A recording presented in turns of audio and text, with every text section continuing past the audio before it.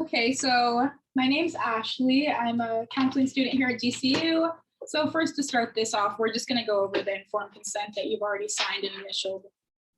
So first of all, you consented to these recordings being made, and they're only used to aid my growth as a counselor. You also consented to these recordings being used by Grand Canyon staff just to go over them and grade me on it.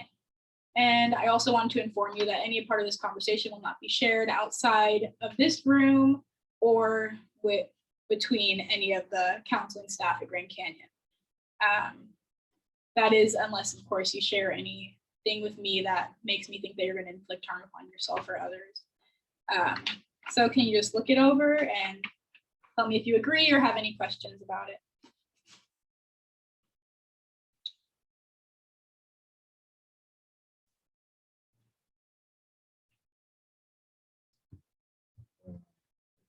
Agree with everything. Seems pretty straightforward. Okay.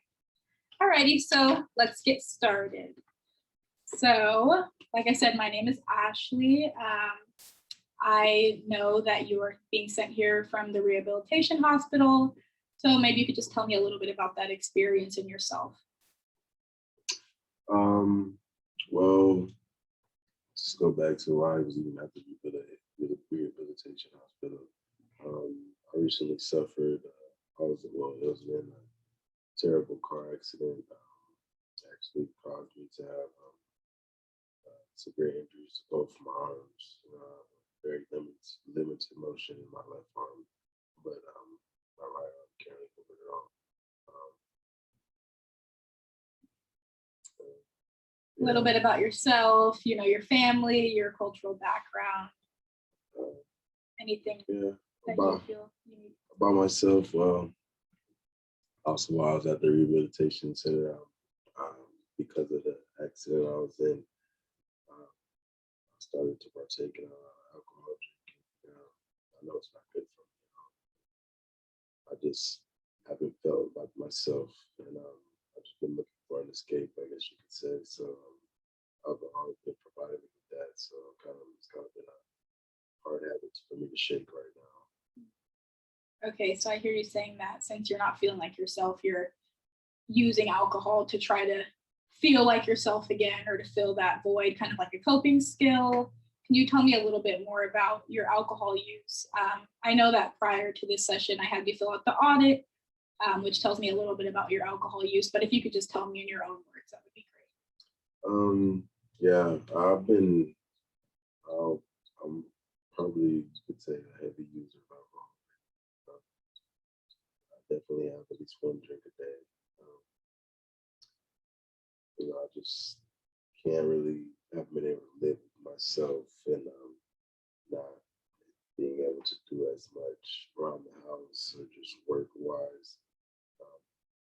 Feeling kind of worthless, I guess you could say. Just not really feeling like I'm being the man of the house like I should be. Taking care of business, so I've been having to do a lot of the heavy lifting as far as work goes, and yeah, it's just been tough. Yeah, so I hear that it's been a really hard time for you and your family, and I'm sure that time away that you spend in the rehabilitation hospital has been pretty difficult for you. So that in that time is when your alcohol use started. Yeah, I would say that's about when it started. Okay, and you say that you have at least one drink a day. Like on your bad days or days when you drink a lot, how many drinks do you think that you have? Yeah, so keep going. But I would definitely in the ballpark of it, it's like 8 to 10 drinks. Okay, and so with those 8 to 10 drinks, have you ever found yourself not doing things that you're supposed to do in the day or not showing up to places due to your alcohol use? Oh, definitely. I would say it's alcohol has definitely been hindering me as far as just going out and doing tasks, even things around the house, or just things I know I need to get done. It's definitely got a hold on me. It's kind of just been my main focus Yeah. last couple of months. Okay. So I hear you saying that alcohol is kind of consuming your whole life, kind of derailing you a little bit. And this use, was it happening prior to your accident? Did you ever partake in alcohol, or did it mostly just start after your accident? Prior to the accident, actually, I wasn't really big on alcohol. Having a couple, one or two drinks here and there, just celebrate things, just having a good Yeah. time. But I was never a consistent drinker.